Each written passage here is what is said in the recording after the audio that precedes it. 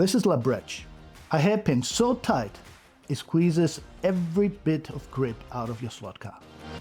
One tiny mistake, a slight nudge, and the car is catching air.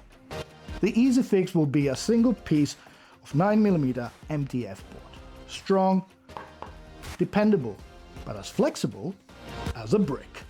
Instead, we are turning to an age-old method, the wisdom of bowl making.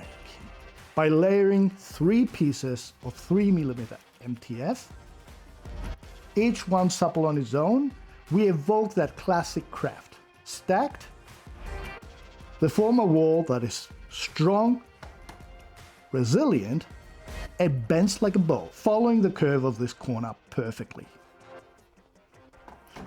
It's an old trick, but it still outperforms the modern shortcut.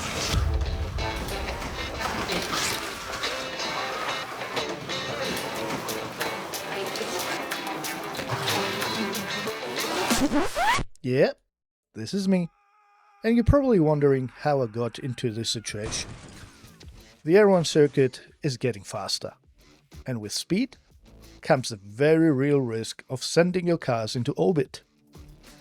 So over the next few episodes, we're going to build defensive solutions for every situation that puts your cars, your circuit, and your spectators at risk. This is track defense. Alright, first thing we need to do is figure out how big the problem actually is. So I'll start by measuring the section where the car keeps trying to leave the track. This will give us the length of the crash wall. Then I grab a concrete barrier that I built in a previous episode as a reference. It's about 30mm tall, and it's the sweet spot. Enough to protect the cars, but low enough that you can still see that racing. Now we add everything that matters. Truck shoulder thickness plus 5mm safety lip. That brings us to a total wall height of 50mm. Simple, in theory. For the wall itself, I'm using 3mm MDF offcuts from the workshop, because nothing says precision engineering like leftover wood from 3 different projects. I measure and cut 3 long strips. The material is thin enough that you can cut it with a knife, which sounds convenient until you realize MDF cuts like it's personally offended by you. So score it first with this handy scoring tool before making several light passes with the knife. No forcing it, let the knife do the work. Think of it like racing lines. Smooth inputs, no hero move. And yes, MDF will still win arguments if you rush it. Next, I make a 30mm reference line.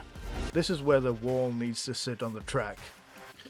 Then I apply wood glue to the first strip.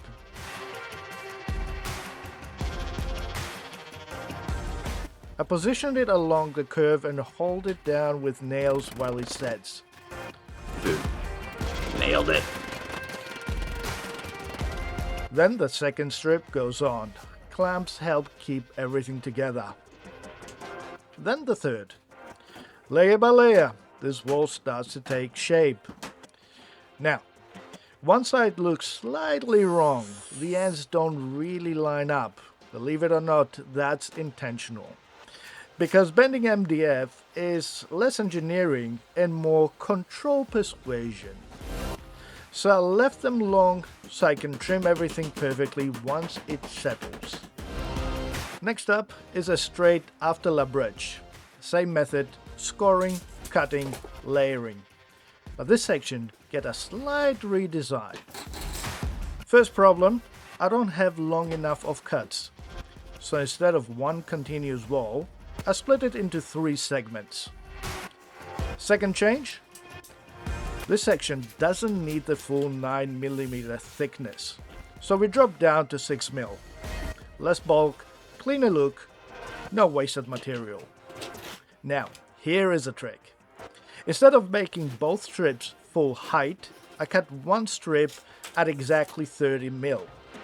That gives me a reference edge, make alignment way easier when mounting to the track, and it forms a better bond. One strip breaks during cutting, but that's fine. The other one has his back like an emotional support dog during COVID. Remember that? I should have done it this way on the curved section too, but that's the thing about building like this. You don't just build the track, you level up your character. Call it experience points. Or in D&D terms, I just unlocked structural awareness +1. I glue the sections together and press them down. And then I do something every workshop eventually teaches you. I finally find a use for all those random weights lying around. Turns out, they were not clutter. They were future structural engineering equipment. So while the glue sets, I go back to the curved section and trim the edge flush with the straight. I mark it carefully, cut as close as possible with the saw, then finish it with sanding. Now everything aligns, and this is where we refine the joining system. Instead of forcing two identical edges together, I cut one side slightly shorter, so the pieces overlap like a joint, not a seam. Stronger bond, cleaner finish, no visible gap. I number every piece so everything goes back in the exact order, because at this point, if you mix them up, you don't have a building problem, you have a personality test. Also, you know things are getting serious when the cup comes off.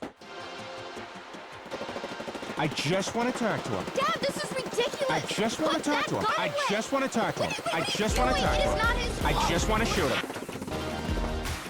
Once everything is cured, I give the whole wall a light sand, just enough to knock down the rough edges and unify the surface.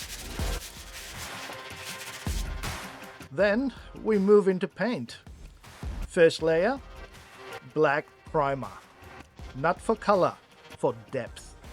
Because the real concrete isn't flat grey, it has shadows inside it. The black primer gives us that foundation. Next, I apply a concrete grey acrylic. If you can't find this exact color, just mix white, a little bit of black, and a touch of tan. One light coat is enough. Let the black base peek through in places. That's good. That's realism. Then, I lighten the same mix and dry brush highlights using a sponge.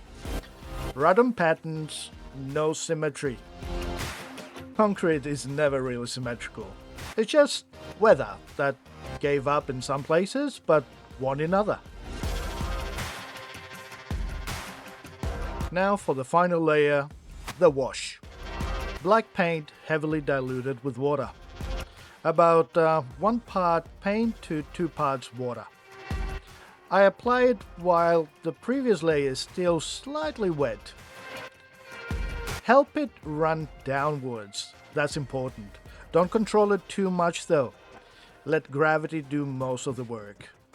If it gets too heavy in places, just wipe it back with a paper towel. It's not a mistake. It's just adjustable weather, let's say. And that's it. Concrete wall done. Randomness doing all the realism work. But the outside is only half the system. Now we deal with the inside, the part the cars actually hit. And this is where things get interesting. Enter double-sided tape. We cover the entire inner wall surface with it. No overthinking, full coverage. Then we add 2mm insulation foam. I found this at a construction site. Not sure if you can buy it in small amounts, but honestly, anything soft and thin will work. The goal is simple. If a car hits the wall, it should survive the conversation. We stick the foam on first, then trim it with a fresh blade directly on the wall. This is faster than measuring, and more importantly, more accurate. Just don't use a dull blade unless you enjoy tearing foam like a rubber on a dry surface.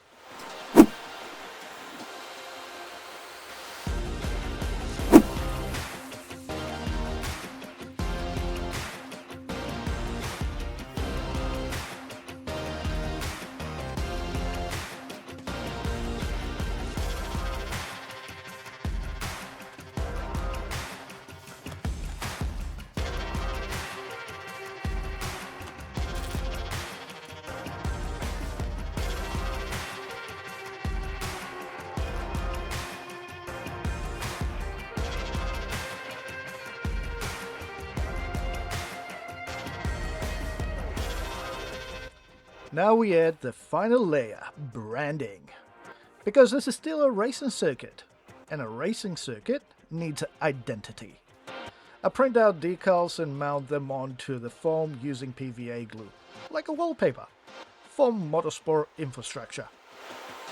And as a bonus, I've left a free download pack in the description with all the branding files. Print, cut, glue, done. One quick tip though, if you're printing these at home, either use a laser printer or seal the print with a coat of clear varnish before gluing them on. Otherwise, the ink will run.